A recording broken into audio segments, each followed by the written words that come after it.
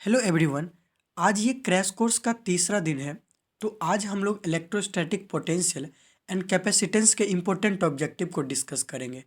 अगर आपको इसकी पीडीएफ चाहिए तो डिस्क्रिप्शन बॉक्स में लिंक दिया है, आप वहाँ से जाके डाउनलोड कर सकते हैं। मेरा आप सबसे रिक्वेस्ट है कि प्लीज़ इस वीडियो को अंत तक देखिए, तभी ये वीडियो आपके लिए हेल्पफुल रहेगी। तो चलिए स्टार्ट करते हैं इलेक्ट्रोस्टैटिक पोटेंशियल एंड कैपेसिटेंस के इम्पोर्टेंट ऑब्जेक्टिव को। तो यहाँ पे फर्स्ट क्वेश्चन क्या कह रहा है कि when a body becomes negatively charged its mass, यानी कि जब कोई शरीर अपने द्रव्यमान को ऋणात्मक रूप से आवेशित करता है। तो यहाँ पे ए ऑप्शन है बढ़ घटता है यानी कि डिक्रीजेज, बढ़ता है यानी कि इंक्रीजेज, एक ही रहता है यानी कि रिमेन्स द सेम, इनमें से कोई नहीं यानी कि नन ऑफ दिस। तो पहला का जो करेक्ट ऑप्शन है वो क्या है, बी है। ये फर्स्ट का करेक्ट ऑप्शन क्या हो जाएगा, बी हो जाएगा। अब हम लोग क्वेश्चन नंबर सेकंड पे चलते हैं। तो क्वेश्चन नंबर सेकंड यहाँ पे क्या कह रहा है कि यदि एक प्रोटॉन को दूसरे प्रोटॉन के पास लाया जाता है तो इसके संभावित ऊर्जा, यानी कि if a proton is brought near another proton then its potential energy. तो सेकंड का जो करेक्ट ऑप्शन होगा वो क्या हो जाएगा, ए हो जाएगा, यानी कि बढ़ता है यानी कि इंक्रीज होता है। तो सेकंड का करेक्ट ऑप्शन क्या हो जाएगा, ए हो जाएगा।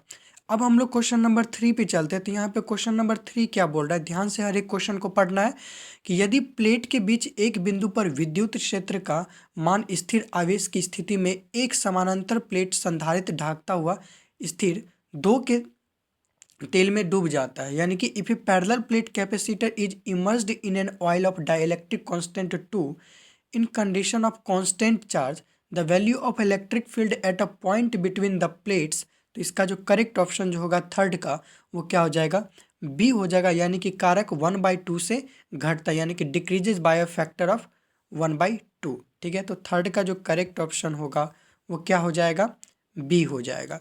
अब हम लोग क्वेश्चन नंबर फोर पे चलते हैं। तो क्वेश्चन नंबर फोर यहाँ पे क्या बोल रहा है, देखते हैं कि जब ढाकता हुआ निरंतर का एक माध्यम हवा भरे राज्य की तुलना में कैपेसिटर की प्लेटों के बीच की खाई को भर देता है, यानी कि when a medium of dielectric constant के fills the gap between plates of a capacitor its capacitance compared to air filled state, यानी कि तो फोर्थ का जो करेक्ट ऑप्शन होगा वो क्या हो जाएगा, ए हो जाता है, यानी कि के गुना बढ़ता है यानी इंक्रीजेज के टाइम्स। तो फोर्थ का करेक्ट ऑप्शन ए हो जाएगा। अब हम लोग क्वेश्चन नंबर फाइव पे चलते हैं। तो क्वेश्चन नंबर फाइव यहाँ पे क्या बोल रहा है, ध्यान दीजिए एक सेकेंड। हाँ, क्वेश्चन नंबर फाइव यहाँ पे क्या बोल रहा है कि विद्युत क्षमता का आयामी सूत्र है, यानी कि the dimensional formula of electric potential. तो इलेक्ट्रिक पोटेंशियल का जो डायमेंशनल फार्मूला होता है वो क्या होता है, यानी कि ml² T⁻⁻3 A⁻−1, यानी कि क्या ऑप्शन नंबर हो जाएगा, ए हो जाएगा। ठीक है, तो फिफ्थ का जो करेक्ट ऑप्शन है वो क्या हो जाएगा, ए हो जाएगा। अब हम लोग सिक्स्थ क्वेश्चन पे चलते हैं। तो सिक्स्थ क्वेश्चन यहाँ पे क्या बोल रहा है, ध्यान दीजिए कि एक पोटेंशियोमीटर की संवेदनशीलता को बढ़ाने के लिए, यानी कि to increase sensitivity of a potentiometer its. तो सिक्स्थ का जो करेक्ट ऑप्शन है वो क्या हो जाएगा, बी, यानी कि करंट को कम किया जाना चाहिए, यानी कि करंट शुड बी डिक्रीज्ड। ठीक है, तो सिक्स्थ का करेक्ट ऑप्शन बी हो जाएगा। ठीक है, अब हम लोग क्वेश्चन नंबर सेवन पे चलते हैं। तो क्वेश्चन नंबर सेवन यहाँ पे क्या कह रहा है, देखते हैं।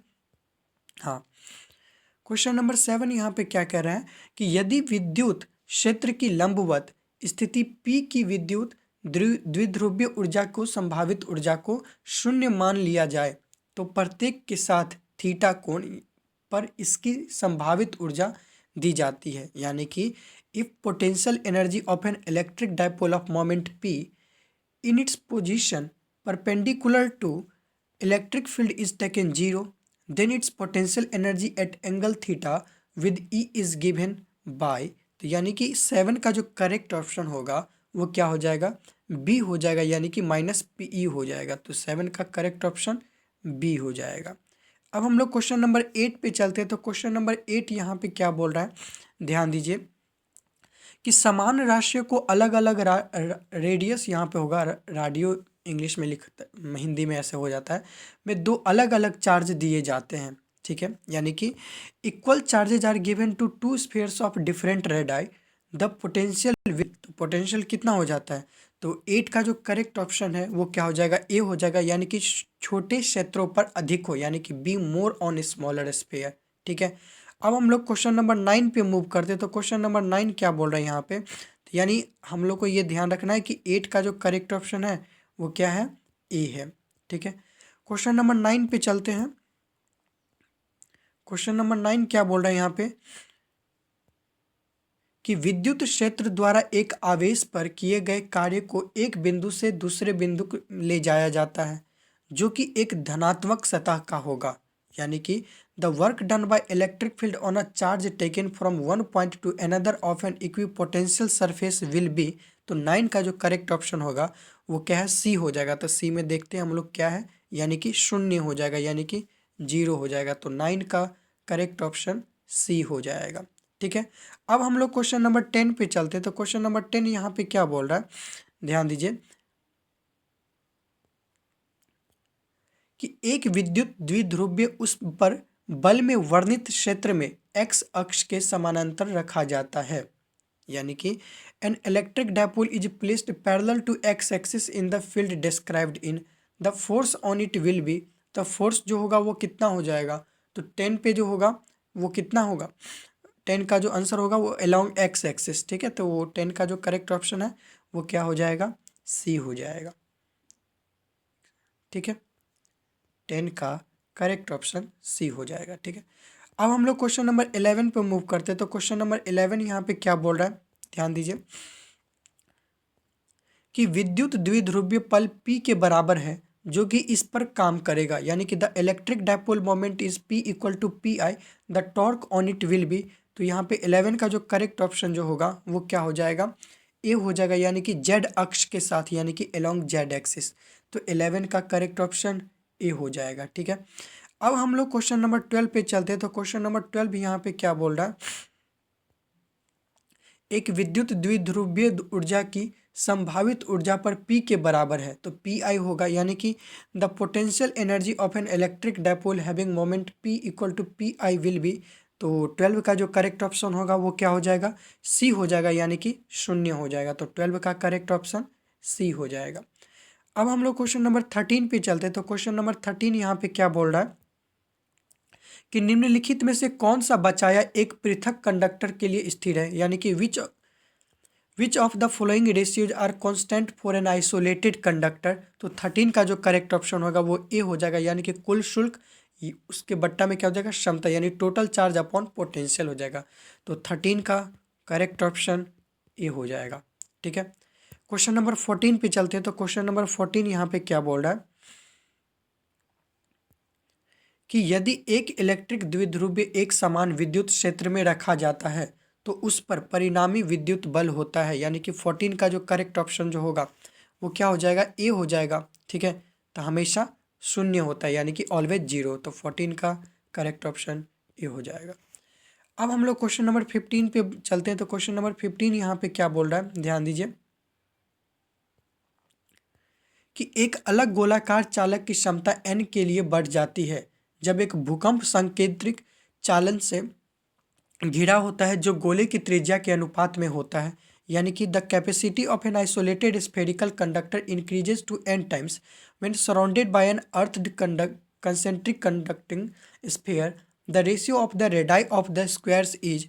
तो इसका जो करेक्ट ऑप्शन जो होगा 15 का वो क्या हो जाएगा, ए हो जाएगा, यानी कि n/n-1। तो 15 का करेक्ट ऑप्शन ए हो जाएगा।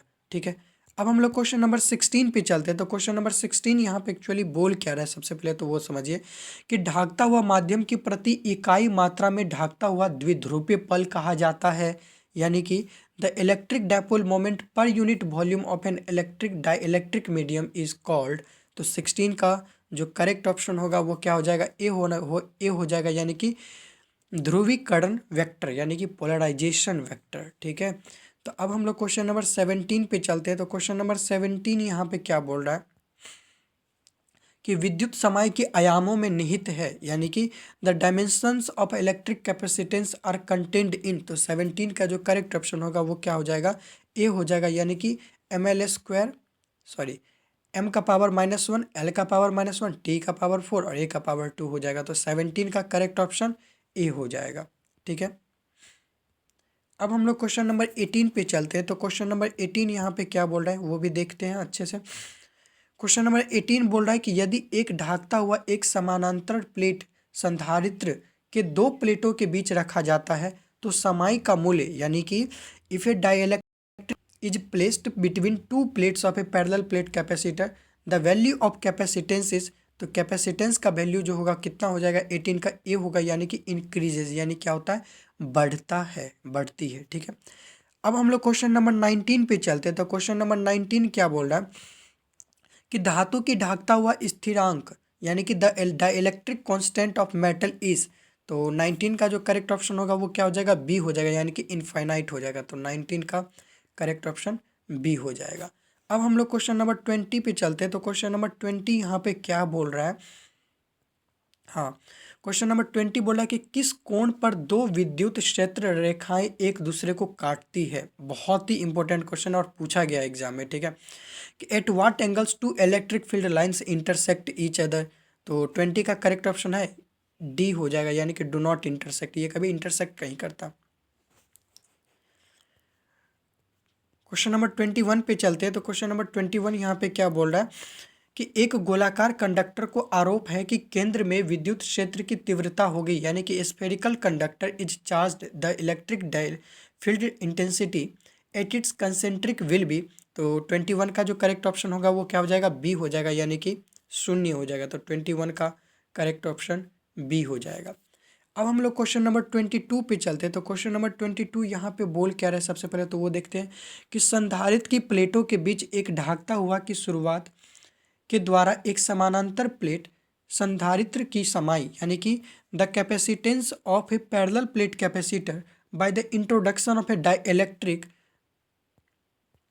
Between the plates of the capacitor, तो 22 का जो करेक्ट ऑप्शन है वो क्या हो जाएगा, बी हो जाएगा, यानी कि डिक्रीजेज हो जाएगा।